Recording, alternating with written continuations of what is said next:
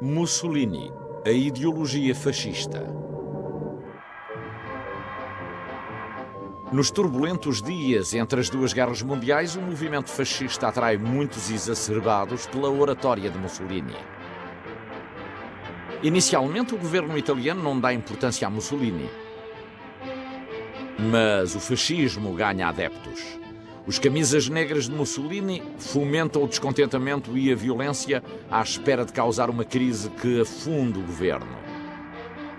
Em outubro de 1922, Mussolini dirige-se a milhares de fascistas em Nápoles e, na excitação do momento, grita: ou nos entregam o governo ou o tomaremos.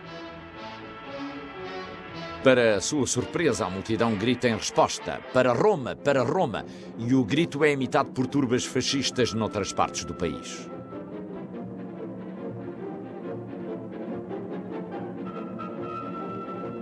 Esta simples ameaça afunda o débil e indeciso governo de Itália. O rei Vittorio Emanuele ordena que se chame Mussolini e entrega-lhe a presidência.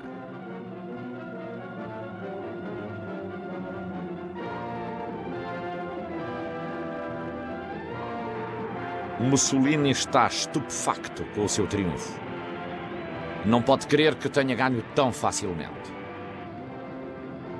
Rodeia-se dos seus incondicionais seguidores que incharam o seu ego, dando-lhe o título de El Duce, o chefe, Benito Mussolini.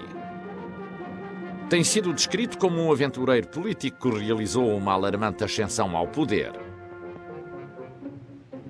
Dirigiu durante mais de 20 anos o destino da Itália.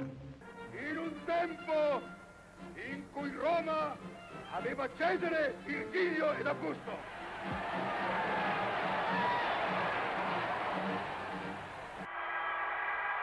A 3 de janeiro de 1925, dá o seu passo mais ousado. Declara-se ditador de Itália, independente dos representantes eleitos pelo povo. É uma ação muito grave, mas nem o rei nem o povo italiano têm a coragem de desafiá-lo. Mussolini declara triunfantemente: eu sou o Estado. A partir deste momento cessa toda a liberdade em Itália. Os partidos políticos são colocados fora da lei e os últimos vestígios da oposição são esmagados. Aproveitou-se da debilidade para agarrar um poder que nunca sonhara alcançar.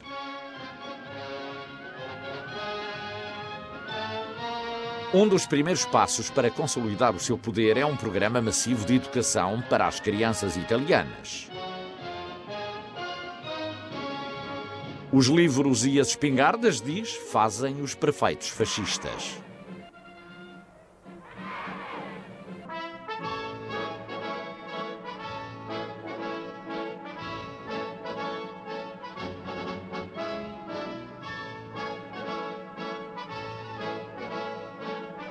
Estou a construir uma nova nação, enérgica, fisicamente em forma e cheia de energia juvenil.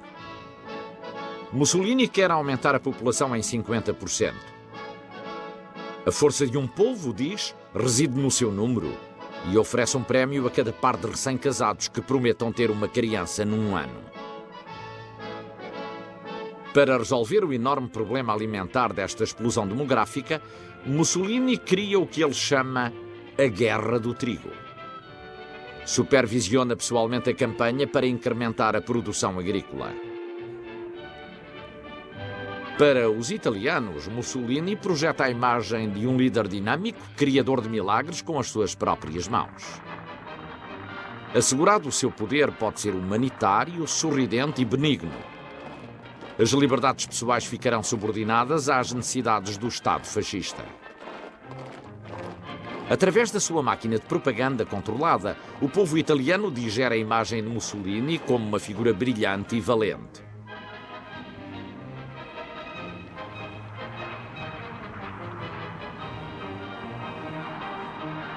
Gosta de demonstrar publicamente a sua forma física e encoraja toda a Itália a seguir o seu exemplo espartano. Mussolini faz uma grande representação de um amoroso homem de família mas a sua mulher Raquel e seus filhos veem-no em raras ocasiões. Para o seu povo é um pai orgulhoso e um bom marido.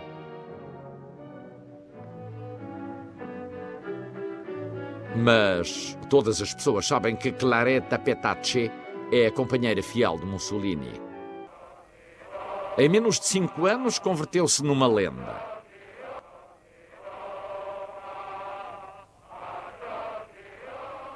Para os italianos é um líder magnético e até mesmo os estadistas estrangeiros se sentem atraídos pela sua personalidade. O embaixador dos Estados Unidos na Itália escreve: o Duce é a figura maior destes tempos. Em 1929, Mussolini enfrenta um problema que desafiara todos os líderes italianos durante 50 anos. A chamada questão romana envolve um longo conflito existente entre o governo e o papado. O Duce oferece o reconhecimento oficial à Igreja e promete respeitar a soberania da cidade do Vaticano. Sabe que, reconciliando a Igreja e o Estado, agradará às pessoas de um país católico. A assinatura do Tratado de Latrão aumenta exponencialmente o prestígio de Mussolini.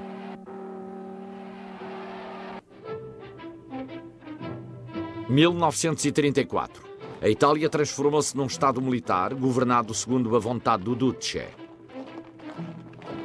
Dizem que as eleições são um logro. Somente os leais fascistas se apresentam às votações. Disse: eu sou o governo. A Itália seguir-me-á como nunca antes o fez.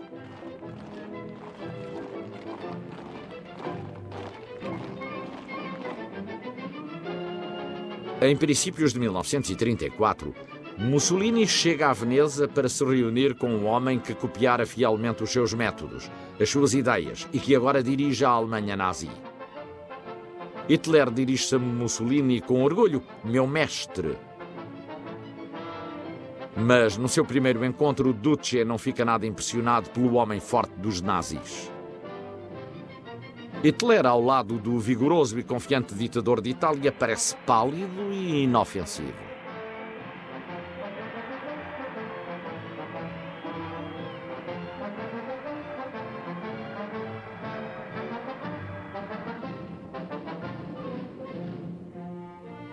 Menos de um mês mais tarde, Hitler ordena o assassinato do chanceler da Áustria, Dollfuss.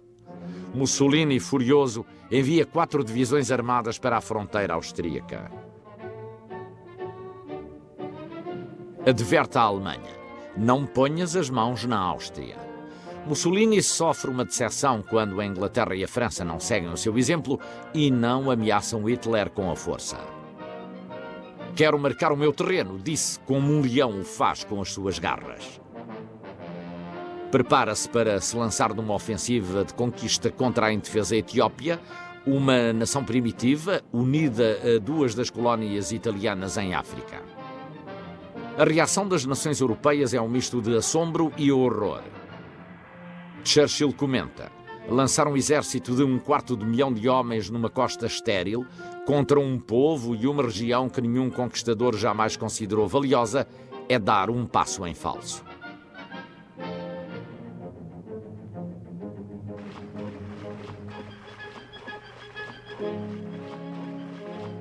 O exército da Etiópia não consegue enfrentar as divisões mecanizadas da Itália. Armado com lanças e cajados, os nativos fazem frente a tanques, metralhadoras e o terror dos gases venenosos. A 3 de maio de 1936, em menos de 7 meses, a brutal guerra terminou. O imperador Haile Selassie foge do seu país. 9 de maio de 1936, Mussolini proclama: a Itália tem o seu império. Em 1937, o Duce aceita o convite de Hitler para visitar a Alemanha, ficando encantado com o acolhimento e impressionado com o potencial militar da Alemanha. Não temos a intenção de dividir a Europa, diz. Quando as pessoas perguntam o que pode sair deste encontro, o Führer e eu respondemos em voz alta: paz.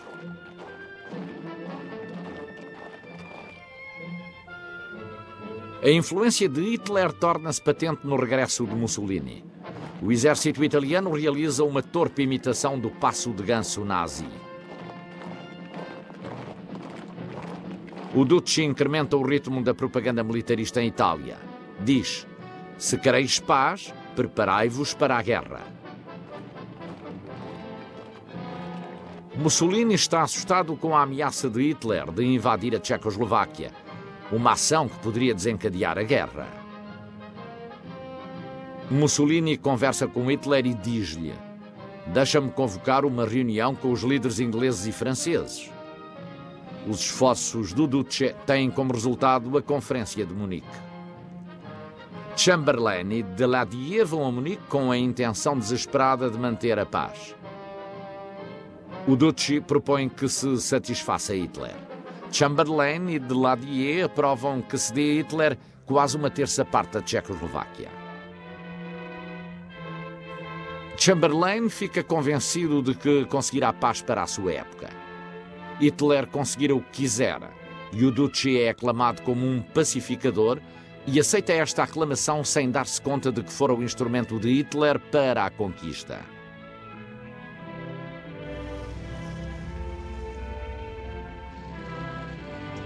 Perante a vitória na Europa, Mussolini lança uma campanha contra os ingleses em África.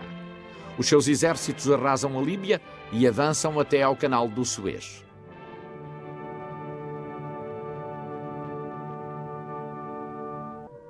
Contra-ataque no norte da África. Tobruk.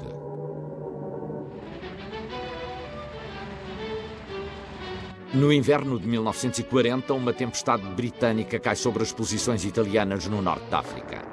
Pela primeira vez na Segunda Guerra Mundial, as tropas aliadas tomam a iniciativa, lançando-se contra a frente italiana do norte da Líbia.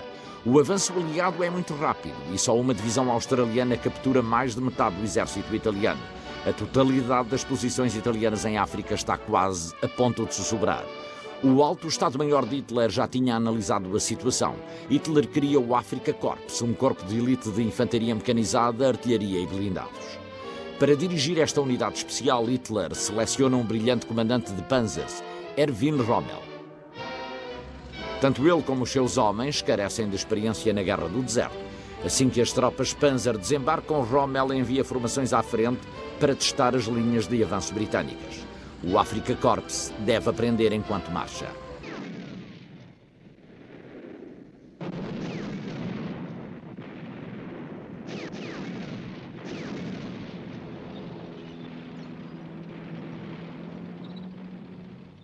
(3 de abril).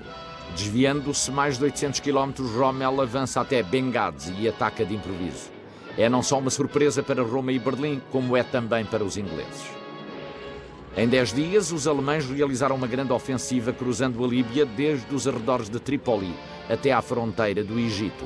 Mas eles não podem seguir adiante sem uma linha eficaz de abastecimentos. Tobruk é a chave dessa linha.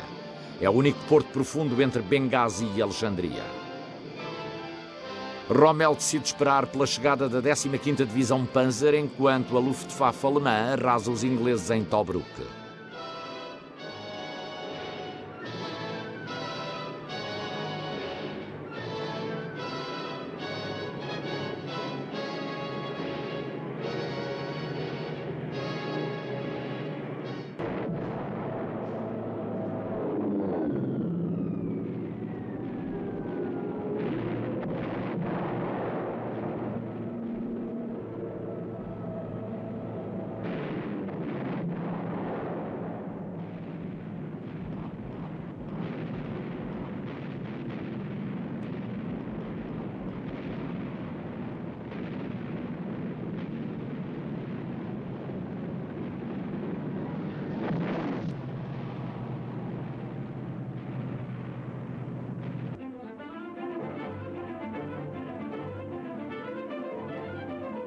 (25 de maio). Há um intervalo na luta.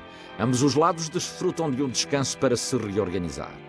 À parte das graves perdas, a Armada Real Inglesa consegue ainda assim descarregar 84 toneladas diárias de mantimentos e 16 mil soldados. 15 de junho. Os ingleses têm agora mais tanques, mais homens e mais aviões do que os alemães. O Wavell põe em marcha a Operação Battleaxe para destruir completamente as forças de Rommel e conseguir uma vitória definitiva no norte da África.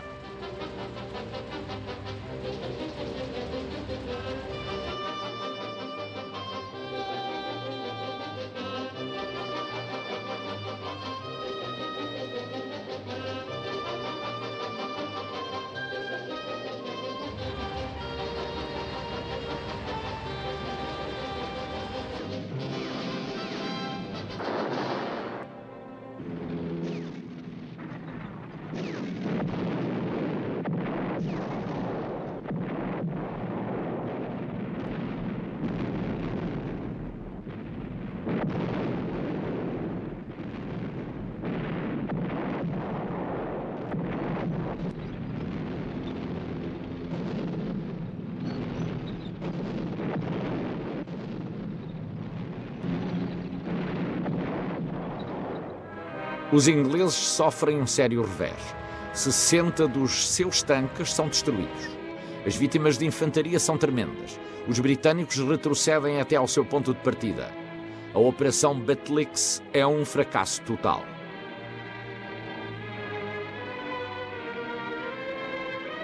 Churchill destitui o comando da Wavell e envia o general Claude Auchinleck para ocupar o seu posto. Os resistentes de Tobruk e as forças do deserto ocidental combinam-se para formar o 8º Exército Britânico. A infantaria e os blindados de escoceses, ingleses, australianos, indianos, sul-africanos e neozelandeses preparam-se para a maior ofensiva britânica até ao momento, a Operação Crusader.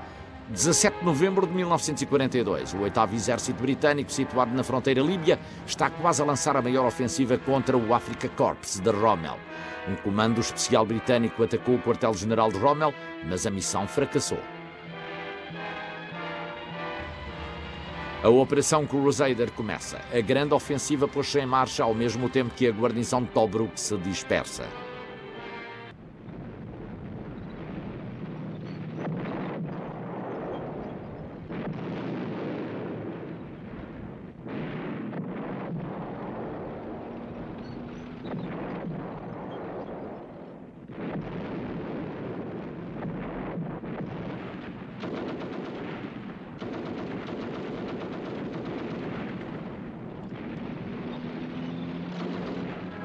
O general Rommel reorganiza as suas forças. Os tanques alemães lançam-se num ataque selvagem através das linhas inglesas e alcançam o quartel-general do 8º Exército, mantendo a sua marcha.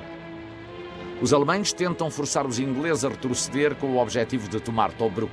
O desafio de Rommel quase que resulta. Auchinleck reagrupa o seu 8º Exército. As suas ordens: atacar tudo o que vejam e manter o ataque.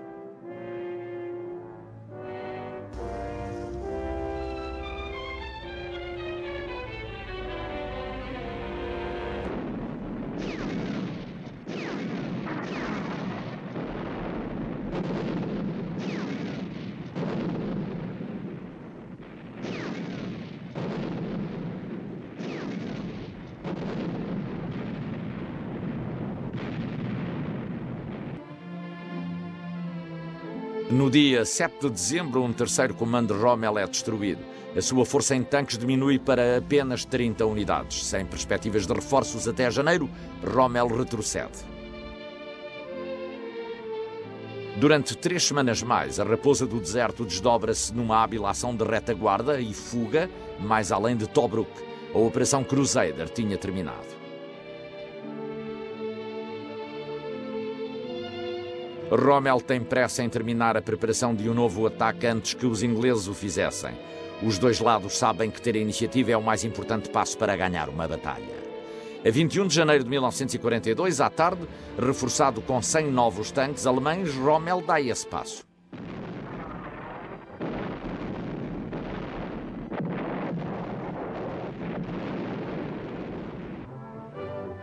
Uma e outra vez, Rommel alterna o ataque com a defesa, fazendo cair os tanques britânicos em armadilhas.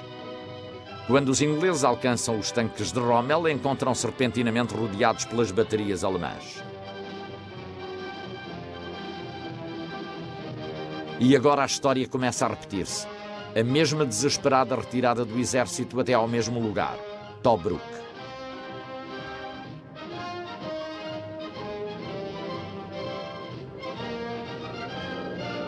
20 de junho, Rommel realiza o seu ataque final. Os Stuka abrem um amplo corredor através dos campos de minas e os alemães atacam de todas as direções.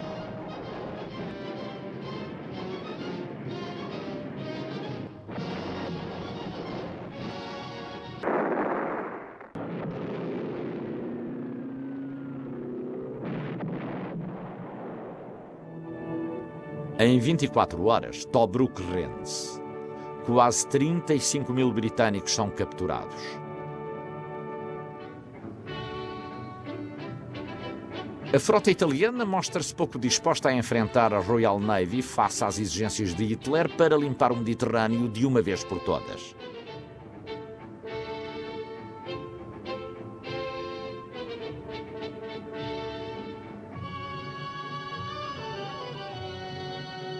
A Armada Britânica intensifica a sua vigilância no Mar Vermelho e por todo o Mediterrâneo, desde Gibraltar ao Suez, procurando deter o fluxo de provisões que tenta chegar às divisões Panzer, dando lugar à batalha dos reforços e combustível, como chamou Rommel. Através de diferentes portos da África, o exército americano conseguiu desembarcar carros de combate, peças de artilharia, bombardeiros Baltimore e B-25.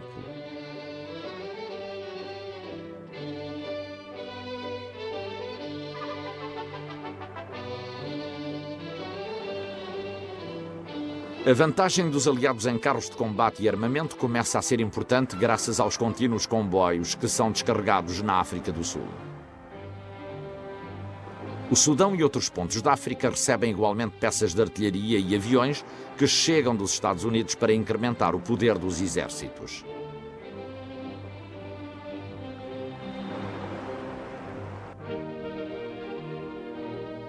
Calábria, Sardanha e Matapa são alguns dos combates que as duas armadas mantiveram ao longo da guerra.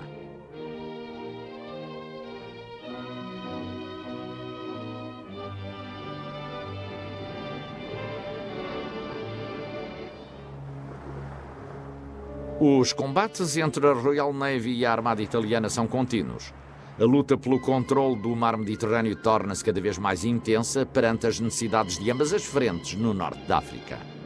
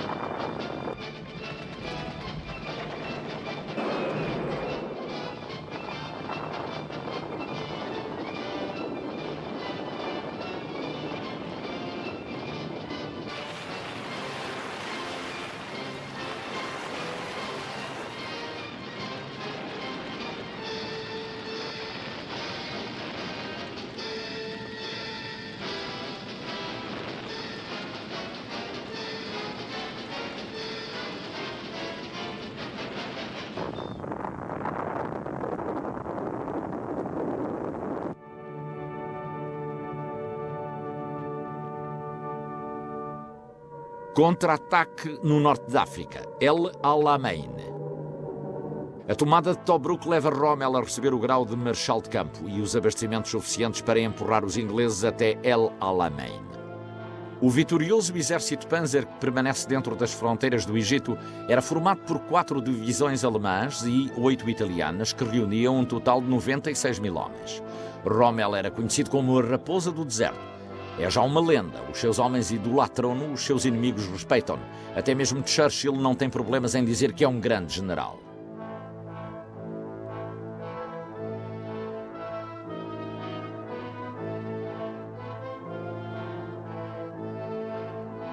A força britânica está a aumentar em maior proporção do que a alemã. Rommel estima que será superior à sua em meados de setembro. Deve atacar antes que a vantagem seja do inimigo.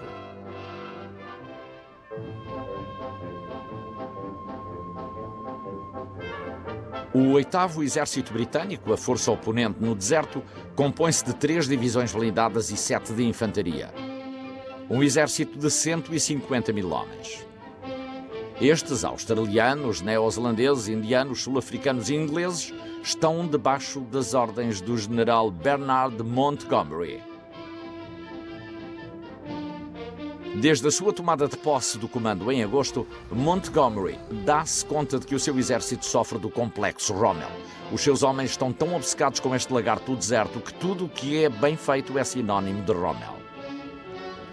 Monty começa a desfazer em pedaços esta lenda e a construir a sua. Nos dias seguintes, Montgomery reorganiza completamente o 8º Exército inglês e diz aos seus homens: ou estamos aqui vivos ou estamos mortos.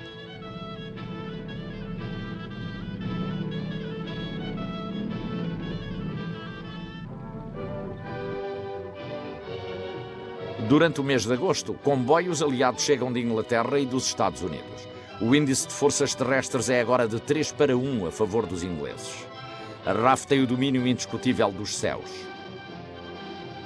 Os comandantes britânicos sabem que Rommel deve atacar em breve, já que, se não o fizer, perderá a sua oportunidade. À espera do ataque, preparam-se fortes medidas de segurança. Os britânicos esperam fazer cair Rommel numa emboscada.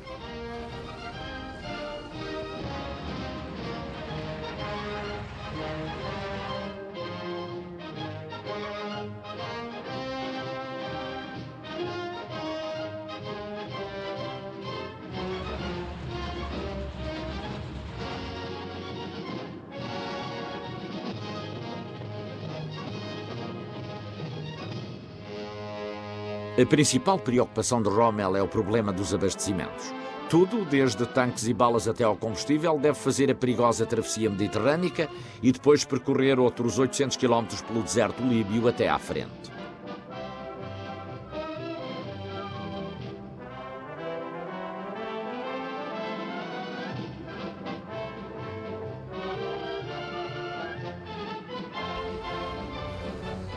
Alguns mantimentos são transportados por ar desde a Itália. A Armada Real e a RAF encarregam-se de que as quantidades nunca sejam suficientes.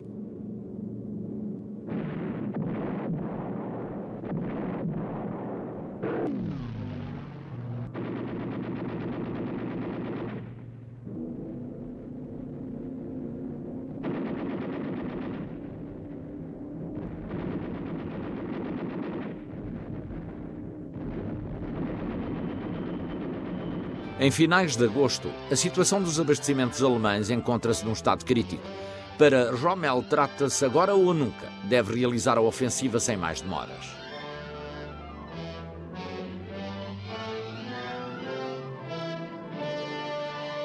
Apesar de padecer do fígado, Rommel planeia cuidadosamente a sua ofensiva. O elemento surpresa é da maior importância. O plano é característico de Rommel.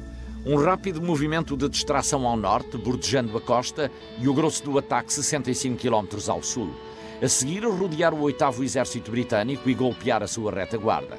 Uma vez isto alcançado, lançar-se para o deserto e atravessá-lo até ao Cairo e ao Canal do Suez, a principal artéria do Império Britânico. Prometeram a Rommel que os abastecimentos de combustível necessários chegariam antes do ataque. Pode começar a batalha, general. O combustível está a caminho. comunicou-lhe o alto comando alemão. Pouco depois da meia-noite do dia 13 de agosto, o ataque começa.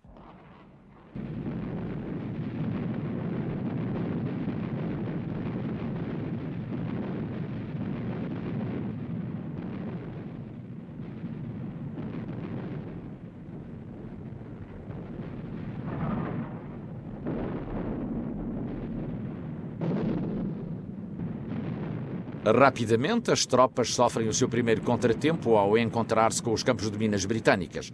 O elemento de surpresa desapareceu. Rommel vê-se forçado a atacar as sólidas posições inglesas.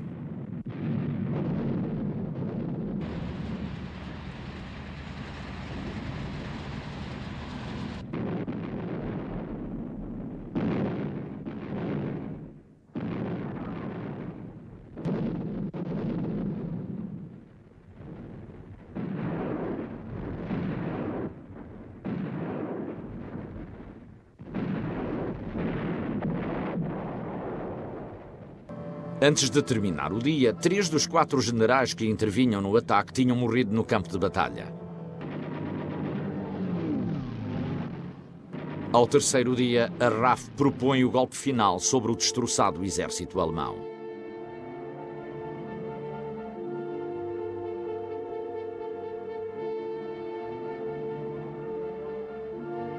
Com o ataque perdido, Rommel ordena a retirada para as posições iniciais. Rommel tinha perdido algo mais do que uma batalha, tinha perdido a iniciativa. O 8º Exército Britânico começa a preparar a sua própria ofensiva. O ataque é preparado para o dia 23 de outubro, de forma a que coincidisse com os planos aliados da invasão do norte da África. Era a Operação Tocha, programada 2 semanas depois.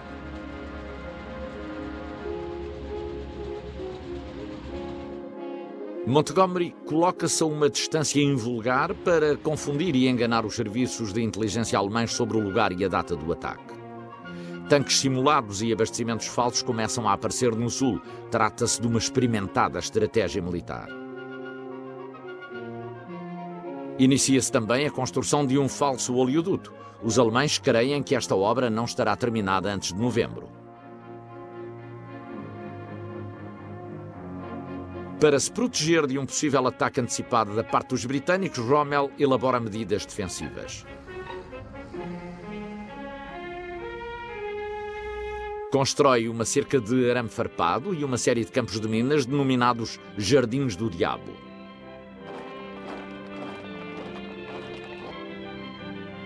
Pensando que não se esperava um ataque britânico até novembro, Rommel desloca-se à Alemanha para receber tratamento médico urgente.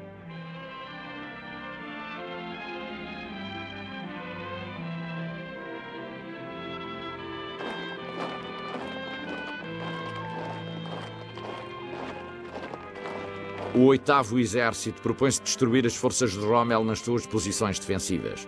O método não é excessivamente ortodoxo. A infantaria mover-se em primeiro lugar, seguida dos tanques, e em finais de outubro a preparação do plano está completa. Montgomery comunica às suas tropas. Quando assumiu o comando do 8º Exército, disse que as ordens eram destruir Rommel e o seu exército. E que o faríamos assim que estivéssemos preparados. Pois bem, já estamos prontos. A 23 de outubro de 1942, 1 milhar de canhões britânicos abre fogo.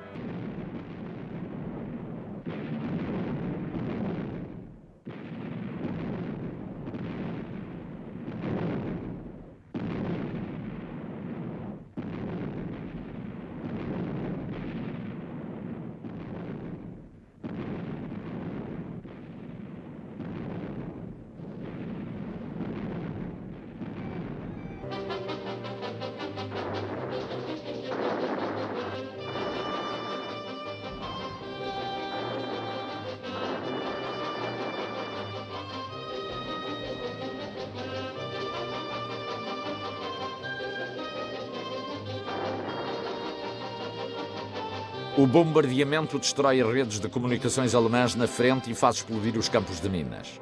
A infantaria consegue atravessar a primeira linha defensiva alemã numa franja de 9 km de largura.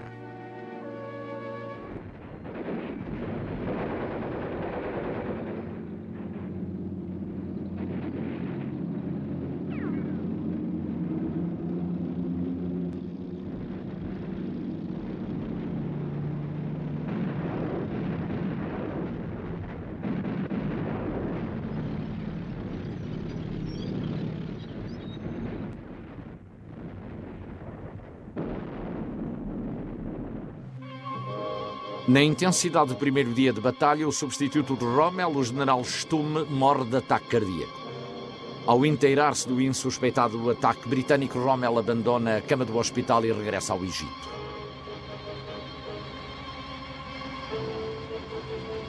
No dia 25, todas as forças blindadas britânicas estão em funcionamento. Um importante ponto terrestre é tomado pelos aliados.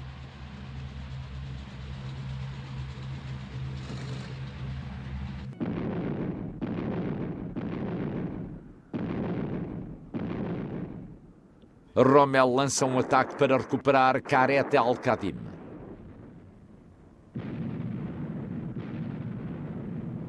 Mas o ataque fracassa. Rommel exclama: rios de sangue vertem sobre ermas extensões de areia. Para agravar o problema, o petroleiro Proserpine é afundado nos arredores de Tobruk.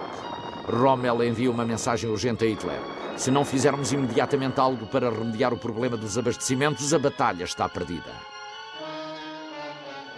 Num gesto de agora ou nunca, Rommel reúne todas as suas unidades motorizadas. Resolve fazer uma nova tentativa. Transfere as suas tropas para o norte, perto do Mediterrâneo, deixando aos italianos a manutenção das posições ao largo da frente sul.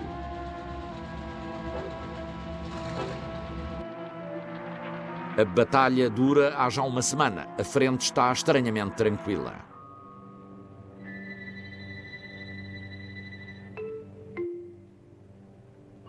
Montgomery está a reunir uma força de assalto com maior capacidade de ataque para a chamada Operação Supercarga. Com os alemães a dirigirem-se para o norte, abriram uma brecha através das débeis posições italianas no sul.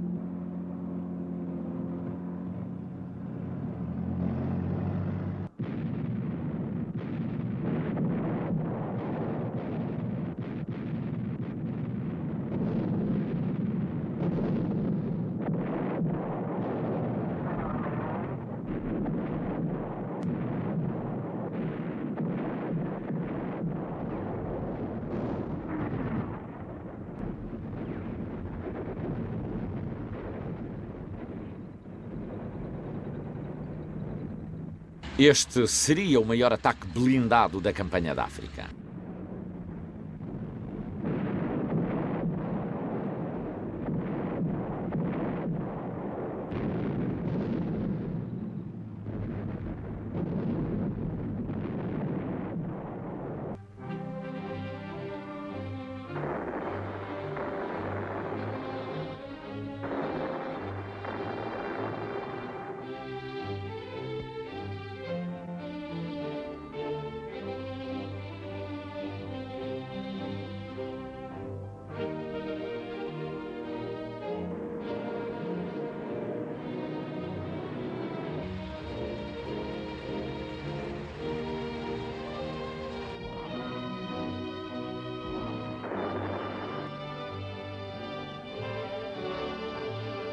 Rommel agora só tem 35 tanques.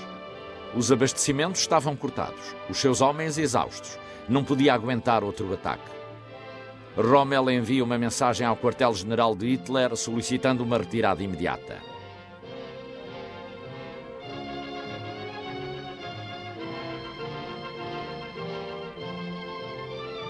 Hitler contesta: não podemos mostrar às suas tropas outros caminhos que os conduzam à vitória ou à morte. Com a autorização de Hitler ou não, Rommel dá ordem para retroceder. A grande retirada começa. A raposa do deserto foge. A batalha de El Alamein terminou.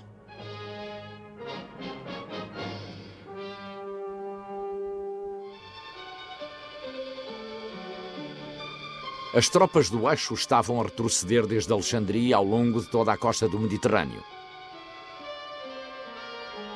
Churchill, eufórico, visita Montgomery e felicita as tropas aliadas, convencido de que o Terceiro Reich começa a desvanecer-se. A 18 de julho de 1942, produz-se a Segunda Conferência de Washington. Roosevelt e Churchill acordam numa estratégia para a Europa durante esse ano e o seguinte, 1943. O presidente americano é partidário de um ataque à Europa, mas o primeiro-ministro inglês convence-o de que é melhor uma invasão do norte da África, que denominam com o nome-chave de Operação Tocha.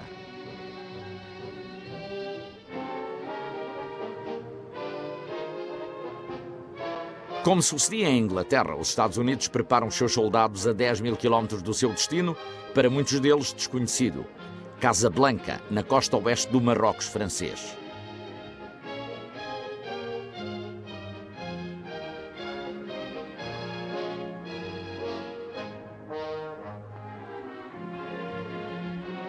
A campanha é considerada como uma das mais importantes desta guerra.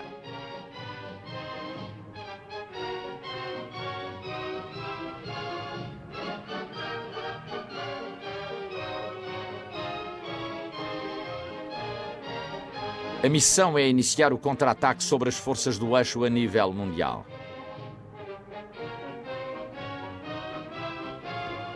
O esforço de produção industrial dos aliados tinha dado os seus frutos.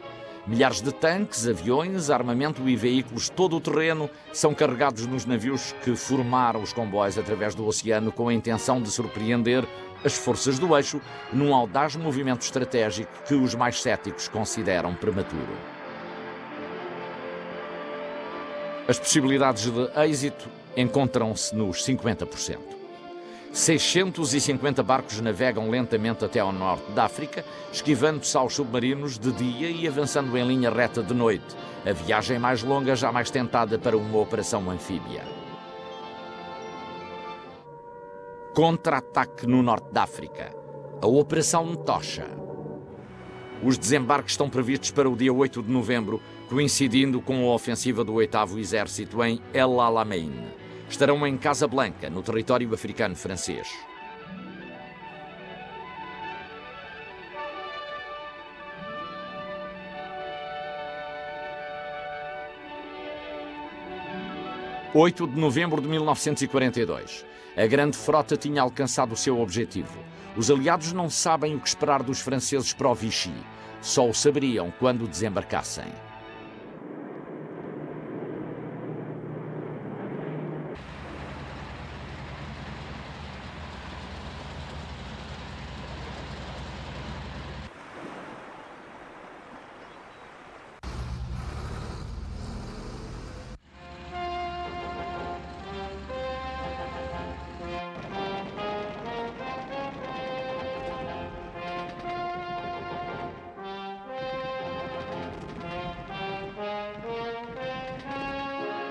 Argel rende-se no primeiro dia, mas não sem custos. 2 destroyers britânicos são afundados no porto.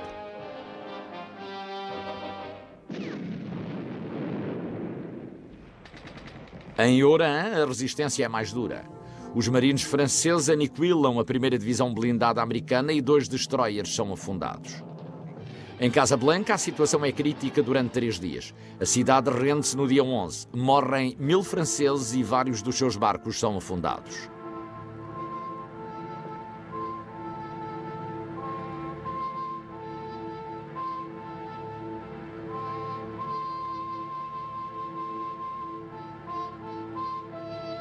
Por meio de delicadas negociações, o almirante Jean d'Arlin, importante e influente oficial francês, aprova o armistício a 13 de novembro. Os territórios norte-africanos da França colocam-se sob a jurisdição dos aliados. Ao mesmo tempo, tropas alemãs apressam-se a assegurar as bases militares fundamentais da Tunísia antes que cheguem os americanos. Cria-se uma linha defensiva com os corpos tunisinos de Bizerte e Tunis, para além de vários aeródromos próximos. Rommel prepara-se para um contra-ataque decisivo. Logo começam a chegar transportes com tropas de reforços. Desembarcam 1000 homens ou mais em cada dia.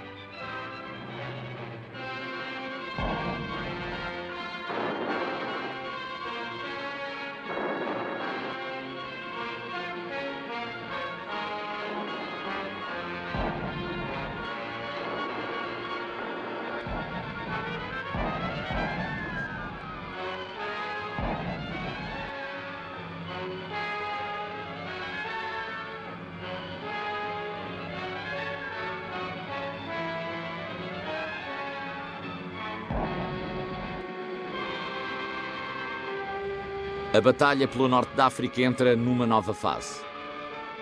Churchill disse: não é o final, não é o começo do final. Talvez seja o final do começo.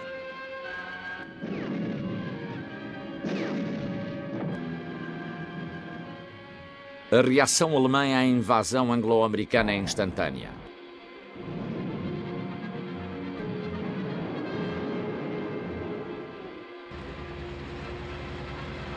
Em dezembro, os alemães repelem o primeiro exército britânico que se acercava de Tunis. Apesar disso, poderosas forças americanas e algumas unidades francesas unem-se ao primeiro exército britânico. As chuvas invernais e a lama frustram os sucessivos avanços aliados.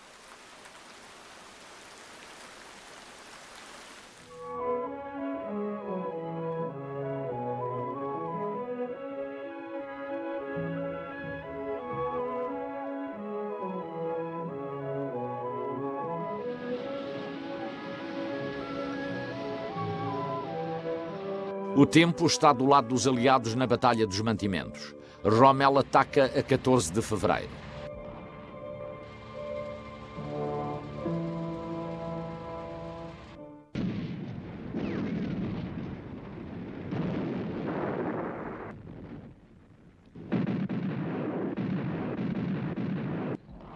Os aliados, escolhidos de surpresa, lutam com táticas retardatárias. Monte por monte, val por val, vêm-se forçados a retroceder.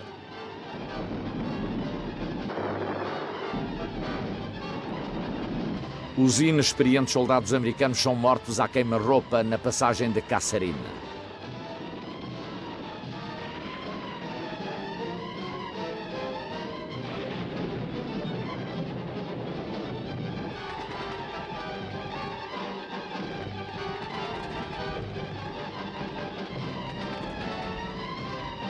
O Afrika Korps continua a investida, ameaçando dividir em duas partes os exércitos aliados.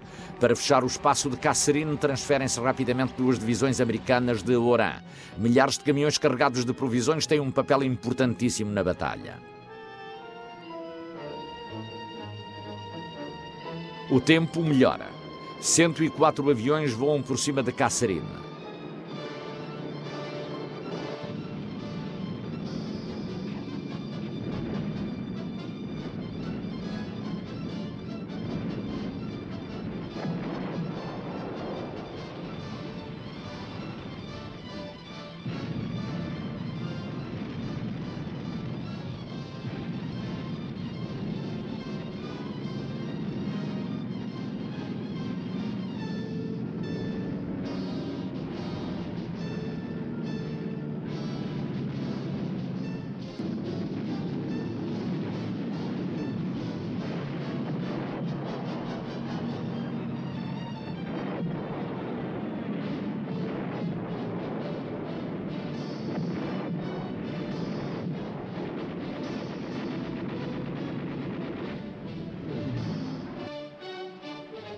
Em finais de fevereiro, Rommel retrocede para a sua posição inicial, a linha Marie, um espinhoso sistema de fortificações construído pelos franceses antes da guerra.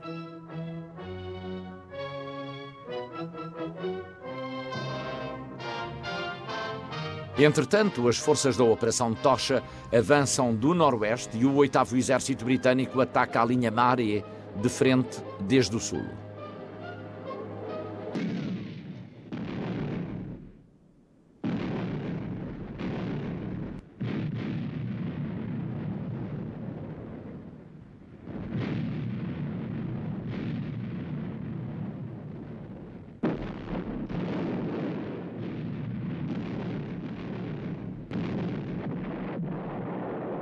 A 26 de março quebra-se a resistência da linha Marie. Os alemães retiram-se para a península do Cabo Bon. A 7 de abril, os americanos unem-se com o 8º Exército Britânico e fecha-se o cerco.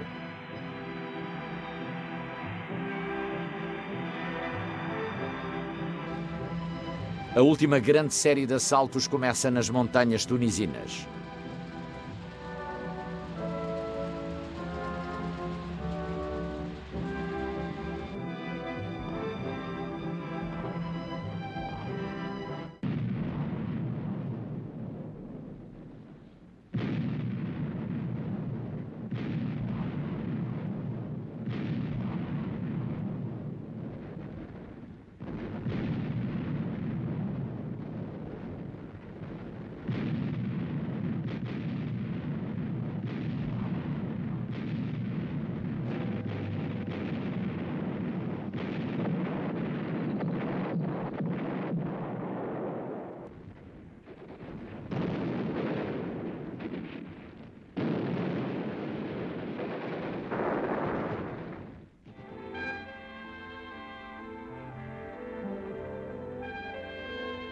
A 7 de maio, os aliados tomam Vícer e Tunes. A derrota alemã é total. A 20 de maio de 1943 celebra-se o desfile gigantesco da vitória em Tunes. Assim termina a Operação Tocha.